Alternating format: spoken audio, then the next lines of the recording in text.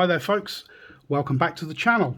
What we have here today is a little sports watch with a panda dial configuration from a company called Gallant. Full disclosure, which is why you will have seen up here somewhere, you will have seen the paid promotion. This was sent to me by Gallant, who contacted me a few weeks ago and asked if I'd be interested in reviewing one of their watches. They told me to pick one.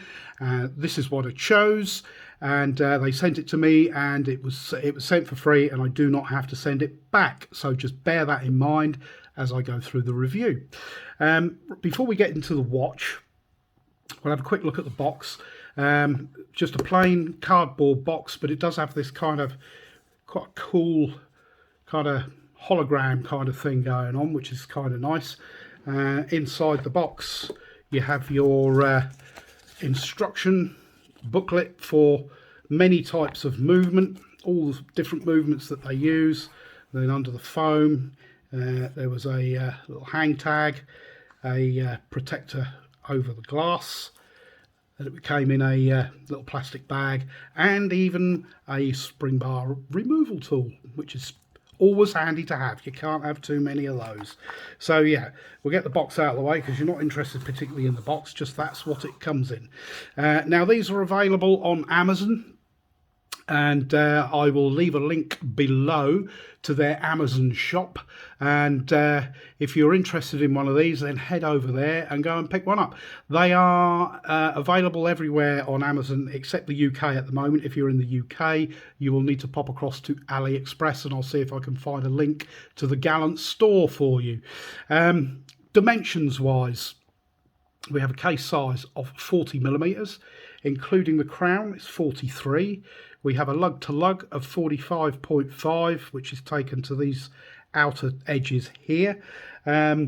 We have a thickness of 9.5mm, which includes that domed mineral crystal.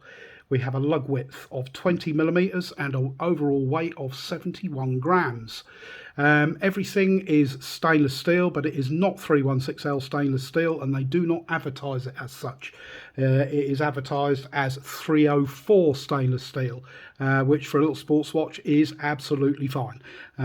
You know, it's not going to be living its life in the sea, so I mean, it doesn't scratch. I've been wearing this for a week or so now, and it's been absolutely fine. There's no marks and scuffs on it at all, so all good. This is a quartz movement watch. We'll move in on the dial and we'll have a look at what's going on with that. Here we go. As you can see, we've got this panda dial configuration. At the 3 o'clock position, that is your date, and then down at the 6 o'clock you've got your running seconds, and then over at the 9 o'clock you've got your day of the week. Everything else is printed on the dial. You've got the Gallant logo just underneath the oversized 12 numeral, and then between that and in the quarter hours you've got your 5, your 10, 20, 25, so on and so forth. It's your handset on this. The sub-dial handsets are just plain, obviously, as you can see, just plain white stick indices. The one with the seconds hand does actually have a little bit of lumen. I do mean a little bit, but there is some. And the hands are skeletonized, which it does actually work quite well, because it helps with the legibility, seeing the sub dials as the hands pass over the top of them. I have to say, I quite like the way that minute hand reaches all the way out to the minute track. That's quite good. And you know, quite often, you know, these little watches, you do find that the minute hand tends to be a little bit short, and you've got that hour hand which reaches out quite well as well. You'll find as it gets to the quarter hour markers, it just touches the end of those. So I think it's kind of quite well thought out.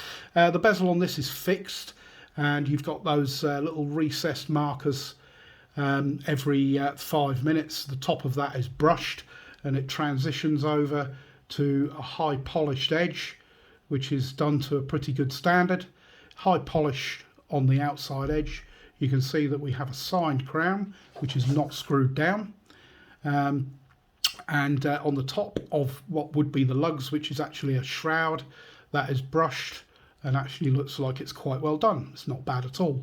Then high polish again on the sides, and then transitioning across again to brushing, and it's just done kind of nicely. It's yeah, just a nice looking watch, I think. It actually wears quite well with its silicone strap, which at the top here is 24.5mm and then tapers off down to 18 at this end. Plenty of holes for adjustment, and nice texture to the outside or to the top edge of it, and that contrast white stitching, and that is stitching, it's not faux stitching. As you turn the watch over and have a look on the inside, you can see where it's actually recessed in that channel, and then in between there you've got this channel which is going to allow your wrist to breathe. If I have any complaint, I suppose it's possibly the length of the strap.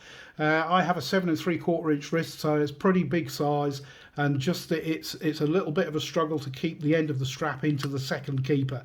So if it was just kind of about that much longer, I think you'd be on a winner there. It's not a complaint, it's just I just thought it was just a tad short. On the other side of the strap, it's exactly the same again. You've got that textured top with the white contrast stitching.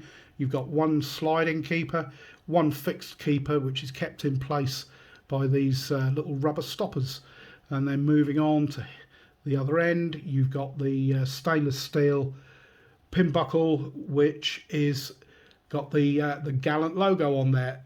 The sides of that are actually drilled, so if you wanted to swap it out for a different one you could do that, no trouble at all.